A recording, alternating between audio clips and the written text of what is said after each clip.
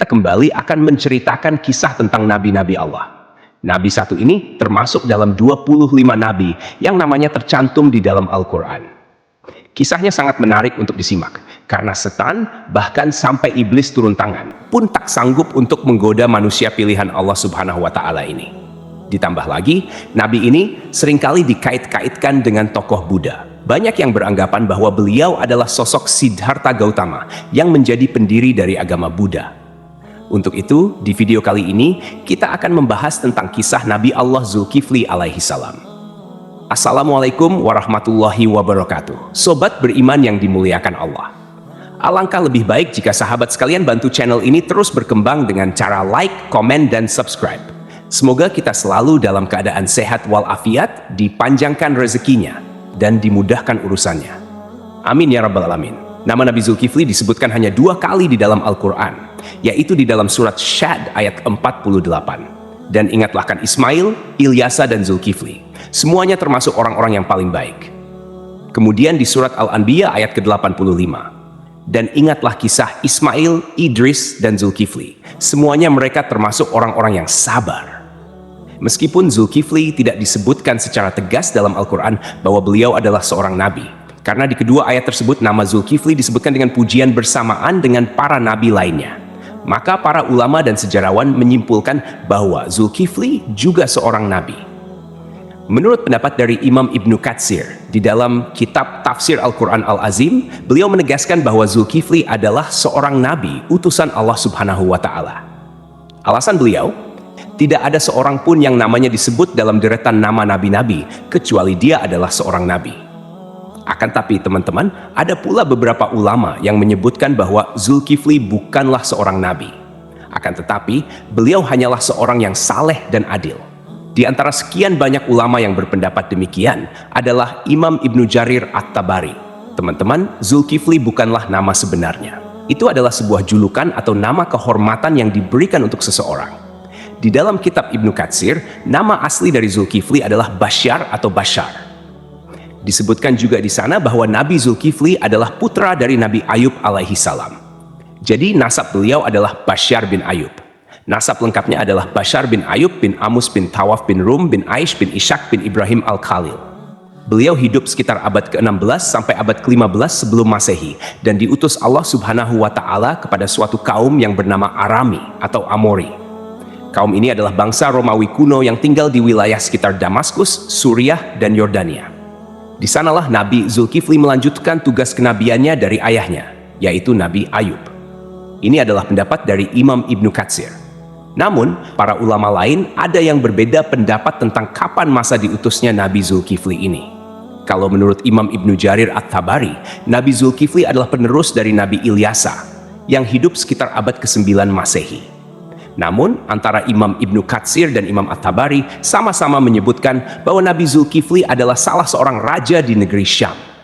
Kisahnya begini, teman-teman. Ada sebuah negeri di Syam yang dipimpin oleh seorang raja saleh. Raja ini merupakan salah seorang nabi yang diutus Allah Subhanahu wa Ta'ala. Beliau bernama Raja Ilyasa atau Nabi Ilyasa. Ketika itu, Nabi Ilyasa sudah sangat tua dan beliau tidak memiliki anak laki-laki sebagai penerusnya. Maka ketika itu, Nabi atau Raja Ilyasa mengumpulkan rakyatnya di suatu tempat. Kemudian Nabi Ilyasa berkata, "Wahai kaumku, saat ini aku sudah sangat tua dan tidak memiliki pengganti di kerajaan ini. Aku akan menunjuk salah seorang di antara kalian untuk menjadi penggantiku selagi aku masih hidup dan agar aku bisa melihat bagaimana kerjanya. Siapa yang mau menerima 3 hal dariku, maka aku akan tunjuk dia sebagai penggantiku. Yang pertama, selalu berpuasa di siang hari. Yang kedua, selalu salat pada malam hari. Dan yang ketiga, dia tidak pernah marah seumur hidupnya." Makanya orang-orang dari kaumnya merasa tak sanggup melakukannya. Mereka pun saling tap-tap-tapan satu sama lain, berharap salah seorang di antara mereka ada yang tunjuk tangan. Namun, ditunggu beberapa lama, tak satu pun orang mau melakukannya ketika itu. Lalu, dari barisan belakang ada yang menyahut, "Saya, wahai Nabiullah." Suara itu berasal dari seorang laki-laki yang usianya masih sangat muda. Pemuda ini bernama Basyar. Kemudian Nabi Ilyasa berkata, "Wahai anakku, engkau masih sangat muda. Tugas ini sangatlah berat untukmu." Nabi Ilyasa pun menolak pemuda ini karena dirasa dia masih sangat muda dan terlihat masih sedikit pengalaman. Keesokan harinya, di tempat yang sama dan dengan orang-orang yang sama, Nabi Ilyasa berseru hal yang sama lagi kepada kaumnya. Tapi tetap saja, ketika itu tak ada yang mau menerima tawaran tersebut, kecuali pemuda yang bernama Basyar. Dia kembali mengacungkan tangan, dan lagi-lagi Nabi Ilyasa menolaknya dengan alasan yang sama. Sampailah pada hari ketiga, Nabi Ilyasa berseru hal yang sama. Beliau berharap kali ini bukan hanya Basyar saja yang tunjuk tangan. Tapi ternyata teman-teman, sama seperti kemarin, ketika itu hanya Basyar yang tunjuk tangan dan menyanggupi segala persyaratan tersebut.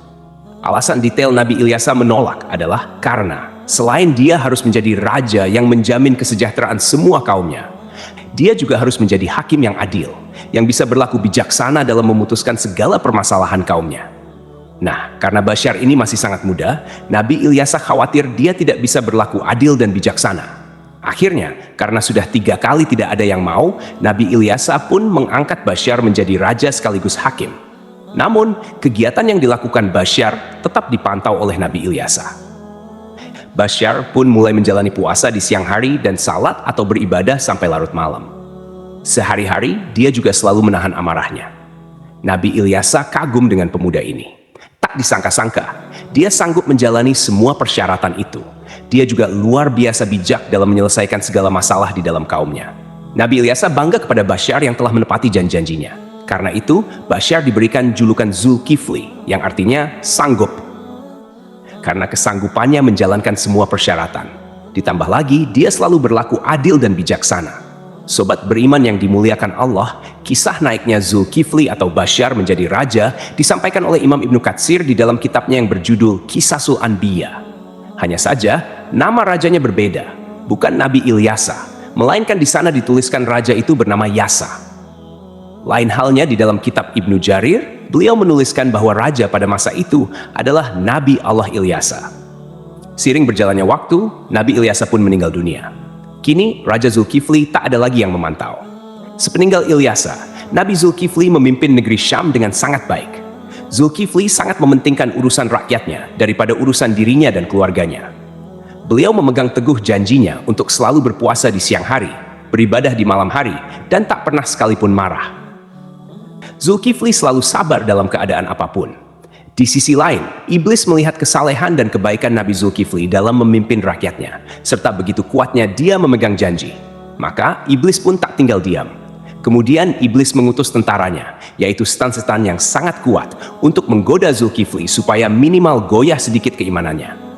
Berkali-kali iblis mengutus setan untuk menggoda, berkali-kali pula mereka gagal. Tak ada satupun setan yang berhasil menggoda Nabi Zulkifli ini. Akhirnya, iblis berinisiatif untuk turun tangan langsung menggoda Nabi Zulkifli. Dia pun mulai mencari waktu yang tepat. Teman-teman, di dalam kerajaan Nabi atau Raja Zulkifli ini, setiap harinya beliau sibuk dengan urusan kerajaannya. Setiap hari, jadwal beliau dari pagi sampai siang adalah berangkat ke pengadilan di negeri itu untuk menjadi hakim dan menyelesaikan masalah-masalah rakyatnya. Kemudian, persidangan dilanjutkan kembali setelah beliau bangun. Persidangan berlangsung hingga sore atau malam hari. Malam harinya, beliau beribadah dan berdoa sampai larut malam. Keesokan paginya, beliau kembali ke persidangan. Begitulah rutinitas yang dilakukan Nabi Zulkifli setiap harinya. Zulkifli benar-benar merupakan figur seorang raja yang memuliakan seluruh rakyatnya. Melihat kesalehan Nabi Zulkifli, iblis pun mencari peluang untuk menggoda beliau. Kali ini, iblis berniat membuat Nabi Zulkifli marah, agar beliau melanggar janjinya kepada Nabi Ilyasa untuk tidak marah sama sekali. Akhirnya, pada suatu hari, iblis datang menemui Nabi Zulkifli dengan menyamar sebagai seorang kakek tua renta dan miskin. Hari itu, Nabi Zulkifli sedang merasa sangat lelah. Ketika jam istirahatnya tiba, beliau segera pulang lebih awal untuk tidur siang. Baru saja beliau hampir terlelap, iblis yang menyamar sebagai kakek tua mengetuk pintu kamarnya. Dari dalam kamar, Nabi Zulkifli bertanya, "Siapa itu?" Iblis menjawab, "Aku orang tua yang teraniaya." Nabi Zulkifli pun bangun dan membukakan pintu. Iblis kemudian mengarang cerita, mengaku bahwa ia mengalami banyak perlakuan semena-mena dari kaumnya. Ia terus bercerita panjang lebar, hingga waktu istirahat Nabi Zulkifli habis. Meski kelelahan, Nabi Zulkifli tetap mendengarkan cerita itu dengan sabar. Ketika tiba waktunya untuk kembali ke persidangan, Nabi Zulkifli berkata, "Wahai paman, engkau bisa meneruskan ceritamu nanti. Datanglah ke tempat persidangan sore ini. aku akan membantu menyelesaikan masalahmu di sana." Nabi Zulkifli pun kembali ke persidangan dan menjalankan tugasnya sebagai hakim. Namun, ketika sore tiba, kakek tua itu tidak kunjung datang. Nabi Zulkifli menunggu hingga malam hari, tetapi kakek tua itu tetap tidak muncul. Beliau pun pulang ke rumah dengan pikiran bahwa mungkin kakek tua itu akan datang esok hari. Keesokan harinya, Nabi Zulkifli seperti biasa duduk di persidangan untuk menyelesaikan permasalahan rakyatnya. Beliau menunggu hingga siang, tetapi kakek tua itu tetap tidak datang. Ketika waktu istirahat tiba, Nabi Zulkifli menutup sementara majelisnya dan pulang untuk tidur siang. Namun, baru saja beliau tertidur, kakek tua yang sama kembali mengetuk pintu. Nabi Zulkifli membuka pintu dan berkata dengan lembut, "Wahai paman, bukankah sudah kukatakan padamu kemarin, datanglah ketika aku di persidangan. Aku akan menyelesaikan masalahmu di sana." Namun, kakek tua itu kembali mengarang cerita, berbicara panjang lebar hingga waktu istirahat Nabi Zulkifli habis untuk kedua kalinya. Meski sangat lelah, Nabi Zulkifli tetap sabar. Beliau berkata, "Wahai paman, datanglah ke majelisku sore ini. Aku akan menunggumu di sana untuk menyelesaikan masalahmu." Kakek tua itu pergi dan Nabi Zulkifli kembali ke persidangannya. Karena tak sempat istirahat, beliau tampak sangat lelah dan mengantuk. Ketika sore tiba, Nabi Zulkifli mencari kakek tua itu di tempat persidangan. Tetapi kakek tua itu tidak datang lagi. Nabi Zulkifli berdoa kepada Allah Subhanahu wa Ta'ala agar diberikan kesabaran dan keteguhan hati, sehingga beliau tidak marah. Pada hari ketiga, ketika waktu istirahat tiba, Nabi Zulkifli pulang dengan cepat. Hari itu, beliau merasa sangat lelah, bahkan lebih lelah dari hari sebelumnya. Sebelum beristirahat, Nabi Zulkifli mempesan kepada para pengawalnya dan seorang anggota keluarganya, "Jangan biarkan siapapun mendekati pintu ini. Aku ingin tidur. Hari ini aku sangat lelah." Baru saja Nabi Zulkifli tertidur, iblis yang menyamar sebagai kakek tua kembali datang dan mengetuk pintu. Namun, penjaga pintu dengan tegas berkata, "Hai paman, raja sedang istirahat. Beliau tidak ingin diganggu."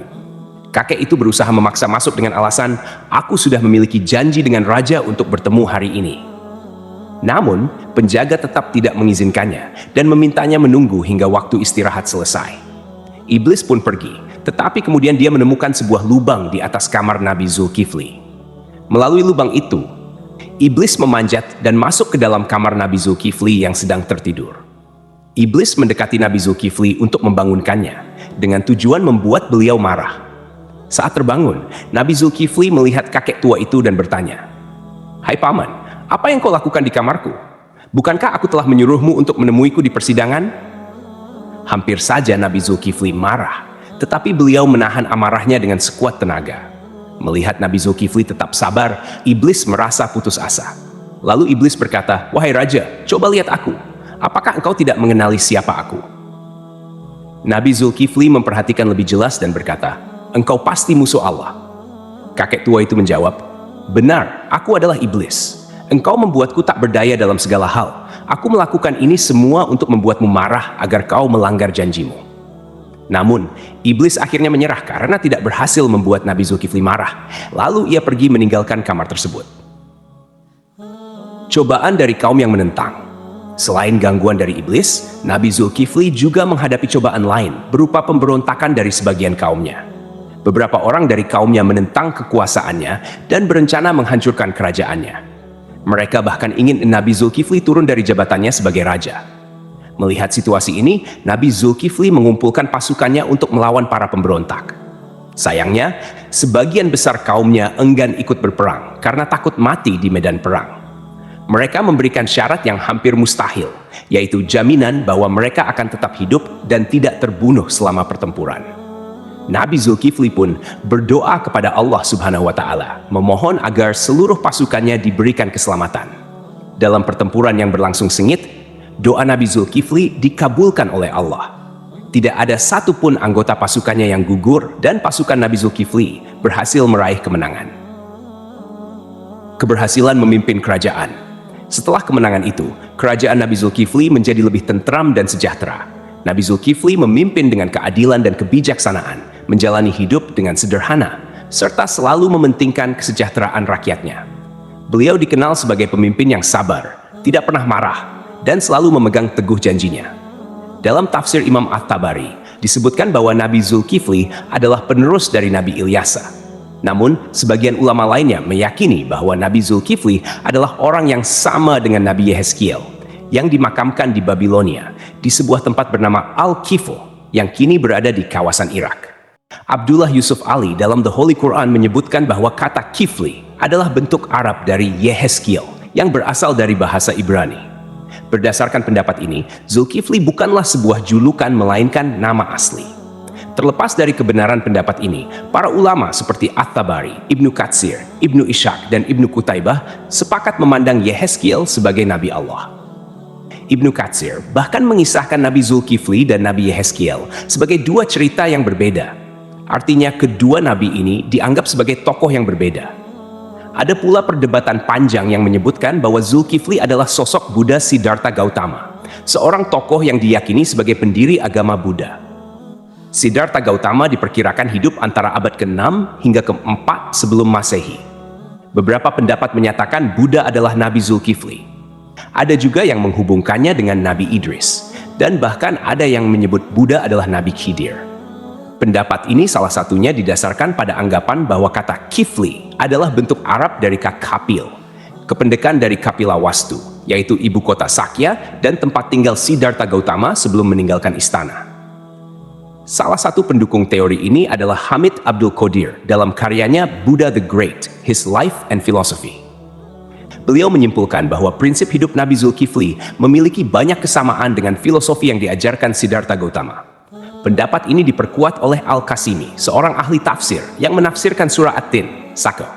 Pohon Tin, tempat Buddha mendapatkan wahyu dan menjadi rasul. 2. Pohon Zaitun, tempat Nabi Isa diangkat menjadi nabi dan rasul. 3. Gunung Sinai, tempat Nabi Musa menerima mandat dari Allah. 4. Negeri Mekah yang aman, tempat Nabi Muhammad SAW menerima wahyu. Dalam tafsir tersebut, timbul pertanyaan mengapa agama Buddha dan Kristen disebut lebih awal dibandingkan Yahudi dan Islam. Ibnu Taimiyah menjelaskan bahwa hal ini karena agama Buddha berada lebih jauh dari kebenaran, kemudian Kristen dan Yahudi lebih mendekati, sedangkan Islam disebut terakhir karena kesempurnaannya. Namun, ada juga pendapat lain yang menghubungkan Buddha dengan Nabi Khidir. Dalam Al-Milal wa An-Nihal yang ditulis oleh Asy-Syahrastani, dijelaskan bahwa jika ajaran-ajaran Buddha benar, maka ia memiliki banyak kesamaan dengan Nabi Khidir. Adapun pendapat yang menyatakan Buddha adalah Nabi Idris didasarkan pada beberapa kesamaan, seperti aturan memakai jubah kebikuan. Dalam kitab Mustadrak Al-Hakim dari Ibnu Abbas, dikatakan bahwa Nabi Daud adalah seorang pembuat perisai, Nabi Adam seorang petani, Nabi Nuh seorang tukang kayu, Nabi Idris seorang penjahit, dan Nabi Musa seorang penggembala. Sementara itu, Siddhartha Gautama yang dikenal sebagai Buddha adalah seorang pangeran, putra Raja Sudodana. Pada usia 7 tahun, Pangeran Siddhartha memiliki 3 kolam bunga teratai, yaitu kolam bunga teratai biru, Upala, kolam bunga teratai merah, Paduma, dan kolam bunga teratai putih, Pundarika. Kata Atsidar, Sidra, atau Sidar yang merujuk pada makna bunga teratai menjadi hal yang patut diperhatikan, terutama bila dikaitkan dengan Nabi Idris. Kisah sang Buddha yang mencapai kesempurnaan menuju nirwana dianggap memiliki kesamaan dengan Nabi Idris yang mencapai surga Allah tanpa melalui kematian. Pada suatu malam, Pangeran Siddhartha memutuskan meninggalkan istananya dan menjalani hidup sebagai seorang pertapa. Di usia 40 tahun, beliau dikatakan diangkat sebagai nabi. Sebagaimana nabi-nabi lainnya, Buddha Gautama juga meramalkan kedatangan Nabi Muhammad SAW. Dalam ajarannya, ia menyebutkan tentang Buddha Maitreya. Aku bukanlah satu-satunya Buddha. Selepas aku akan lahir seorang Buddha lagi yang dikenal dengan nama Maitreya. Dia akan memiliki banyak sifat-sifat mulia dan utama. Sejarawan Muslim bernama Al-Biruni yang pernah tinggal bertahun-tahun di India mencatat dalam kitabnya Al-Hind bahwa para penganut Buddha di India tidak menganggap Buddha sebagai Tuhan, melainkan hanya seorang nabi. Demikianlah kisah Nabi Zulkifli yang dihubungkan dengan Siddhartha Gautama. Semoga kisah ini bermanfaat. Mohon maaf atas segala kekurangan. Yang benar datangnya dari Allah SWT, sedangkan kekhilafan berasal dari saya sebagai manusia biasa. Sampai jumpa pada kisah-kisah seru lainnya. Wassalamualaikum warahmatullahi wabarakatuh.